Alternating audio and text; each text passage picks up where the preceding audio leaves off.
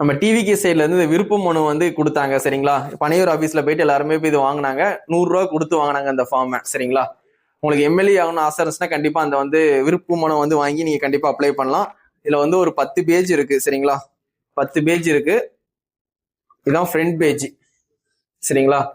இதுல என்ன போட்டிருக்குன்னா ஃபர்ஸ்ட் வந்து உங்க பேரு, என்னோட பேரு வந்து விஜய் சரிங்களா. அதுக்கப்புறம் இந்த தொகுதியில நிக்க போறேன், அதுக்கப்புறம் வந்து என் வீட்டு அட்ரஸ், அதுக்கப்புறம் நான் தொகுதி மக்களுக்கு என்ன பண்ணியிருக்கேன், ஊர்ல என்னெல்லாம் நல்லது பண்ணியிருக்கேன், அதுக்கப்புறம் ஃபோன் நம்பர், இந்த மாதிரி வந்து சிம்பிள் கொஸ்டின்லாம் இருக்கும், அதெல்லாம் ஃபில் பண்ணிட்டு கொடுக்கணும். நான் வந்து இதை அப்ளை பண்ணல, சும்மா வீடியோல உங்களுக்கு காட்டுறதுக்காண்டி தான் வந்து கொண்டு வந்திருக்கேன். 10 பேஜுமே என்கிட்ட இருக்கு சரிங்களா.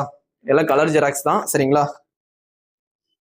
இந்த ஃபார்ம் வந்து எப்படி இருக்குன்னு பார்க்கணும்னு நினைக்கிறவங்க கண்டிப்பா வந்து என் கடையில வந்து பாத்துக்கோங்க. தளபதி மொபைல்ஸ்ல வந்து இந்த ஃபார்ம் எப்படி இருக்குன்னு பார்க்கணும்னு ஆசைப்படுறவங்க சரிங்களா. இது நிறைய பேர் வந்து அப்ளை பண்ணி கொடுத்துருப்பீங்க. ஆனா ஆல்ரெடி வந்து நம்ம தொகுதிக்கு 234 தொகுதியிலையும் ஆள் எடுத்த மாதிரி தான் நியூஸ் வந்துகிட்டு இருக்கு. சும்மா ஒரு பேருக்கு தான் கொடுக்காங்க. தொண்டர்கள்லாம் வந்து விஜயனுக்காண்டி உழைச்சிருப்பாங்க.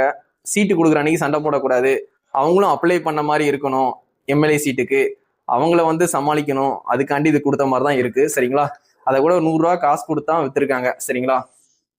அதே மாதிரி புலி படத்துல அண்ணன் வந்து சம்பளத்துல ஒரு 15 கோடி வந்து காட்டல அப்படின்னு சொல்லி தீர்ப்பு வந்திருக்கு. அண்ணன் வந்து ஒத்துக்கிட்டாங்க. இப்போ ஒத்துக்கிட்டா ஒரு அமௌண்ட் வந்து பெனால்ட்டி, ஒத்துக்கலைன்னா அதுக்கு மேல ஒரு அமௌண்ட் வந்து ஃபைனா கட்டுற மாதிரி இருக்கும். அதனால அண்ணன் வந்து ஒத்துக்கிட்டாங்க. 1.5 கோடி ரூபா வந்து பெனால்ட்டி போட்டிருக்காங்க.